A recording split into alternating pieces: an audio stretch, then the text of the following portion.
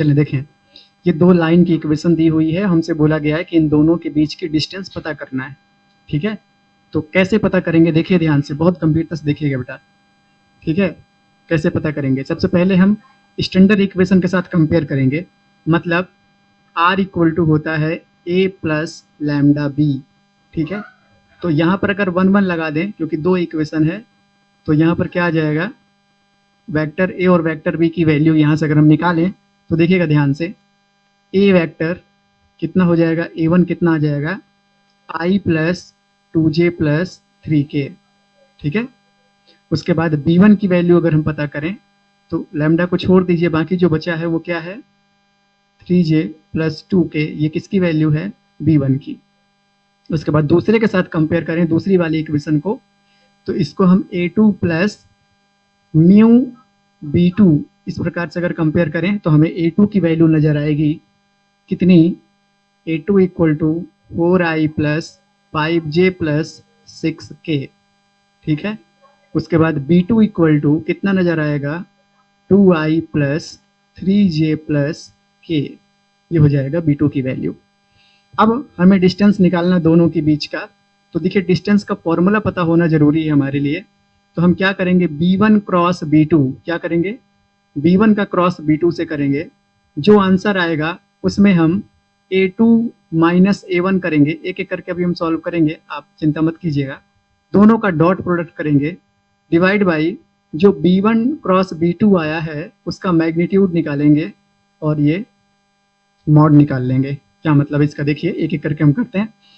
पहले हम क्या कर लेते हैं, b2 माइनस b1 निकाल लेते हैं। ठीक है, a2 माइनस a1 निकाल लेते हैं।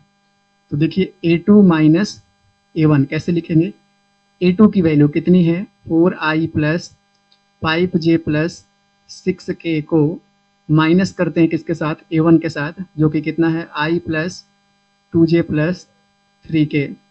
जब इनको हम माइनस करेंगे तो इसका मतलब, एक एक बात को ध्यान रखना है बेटा, यहाँ पर हम माइनस का मल्टीप्लाई करेंगे अंदर, तो माइनस आई माइनस 2j और माइनस 3k हो जाएगा। आई को पास में लिखेंगे, प्लस 5j माइनस 2j, जे को पास में, प्लस 6k माइनस 3k को पास में, कितना आ जाएगा ये, 3i प्लस 3j और यहाँ पर प्लस 3k। तो ये आ गया a2 माइनस a1। फिर उसके बाद हम क्या करेंगे, b1 क्रॉस b2 पता कर लेंगे। तो ध्यान दीजिए, हम क्या करते हैं, b1 क्रॉस b2 पता करते हैं। कैसे पता करेंगे, ये सब आपको आता है। b1 क्रॉस b2 पता करने का तरीका, डिटर्मिनेंट फॉर्म में कन्वर्ट कर लेंगे इसको। कितनी वैल्यू है किसकी, b1 की, b1 की वैल्यू है 1, ऊपर आई जे के लगा दीजिए, ऊपर क्या लगा दीजिए, आई जे के। और देखिए 1 माइनस 3 2 कितना है, 1 माइनस 3 2, इसकी वैल्यू b1 की वैल्यू, और b2 की वैल्यू कितनी है, 2 3 और 1। सॉल्व कर देते हैं इसको, कितना जाएगा, i को लिखेंगे, इस रो कॉलम को छोड़ेंगे, माइनस 3 2 3 1 माइनस j इंटू, इस रो कॉलम को छोड़ेंगे 1 2 1 1 प्लस k इंटू, कितना आ जाएगा, 1 माइनस 3 2 3।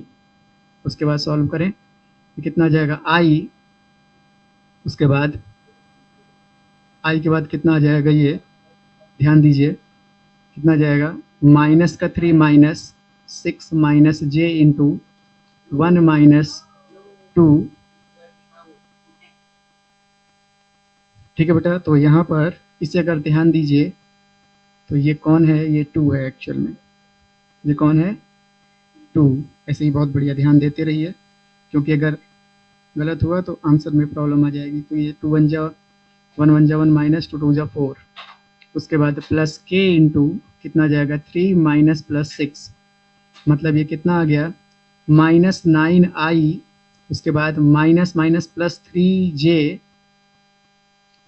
और उसके बाद प्लस का 9k। ठीक है, अगर इसका मैग्नीट्यूड निकाल लें किसका, b1 क्रॉस b2 का मैग्नीट्यूड निकाल लें, कैसे निकाला करते हैं, रूट ऑफ माइनस 9 का स्क्वायर प्लस 3 का स्क्वायर प्लस 9 का स्क्वायर, मतलब ये कितना आ गया, रूट ऑफ 81 प्लस 9 प्लस 81। जरा इनको प्लस कीजिए, कितना आ जाएगा रूट, तीनों को प्लस कीजिए तो ये कितना आ गया 171। मतलब हम इसे क्या लिख सकते हैं, ध्यान दीजिए, इसे लिख सकते हैं 3 इंटू 3 इंटू 19। ठीक है, मतलब और अच्छे से अगर हम बात करें तो इसे हम लिख सकते हैं क्या, 3√19। कोई दिक्कत यहाँ तक किसी को नहीं है? इतना नोट करिए पहले। चलें जरा ध्यान दीजिए, सारी वैल्यू जो आई है ये सारी वैल्यू फॉर्मूले पे रखेंगे और हम आगे सॉल्व करेंगे। तो देखिए फॉर्मूला क्या है, b मतलब दोनों लाइन के बीच की डिस्टेंस इक्वल टू कितना आ जाएगा, b1 cross b2 a2 minus a1 का dot divide by b1 cross b2 का मैग्नीट्यूड। मतलब b1 क्रॉस b2 की वैल्यू कितनी है, -9i plus 3j plus 9k का डॉट किसके साथ, a2 माइनस a1 मतलब 3i plus 3j plus 3k के साथ डिवाइड बाई मैग्नीट्यूड किसका, b1 क्रॉस b2 का कितना आया है 3√19, 3√19 और इसका जो भी आएगा इसका हम मॉड ले लेंगे।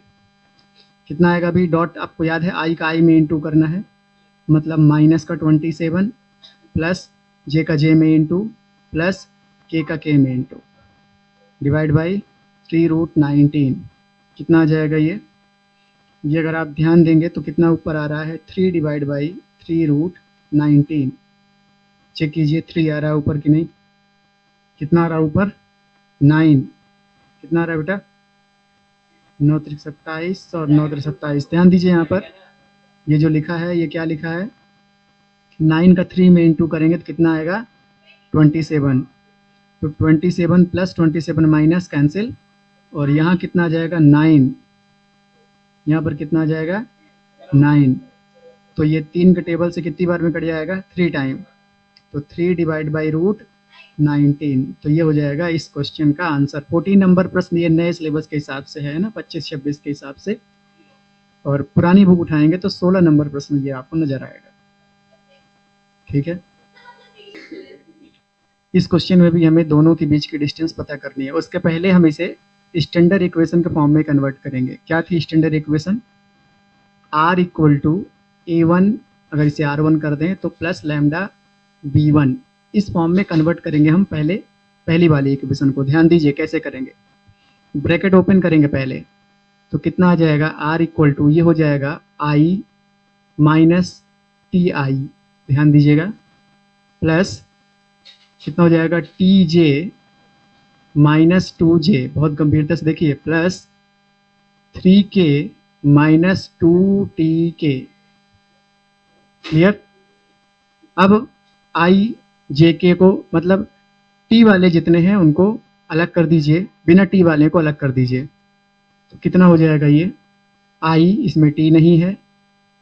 ठीक है, उसके बाद यहाँ देखिए -2j में टी नहीं है, उसके बाद +3k में टी नहीं है।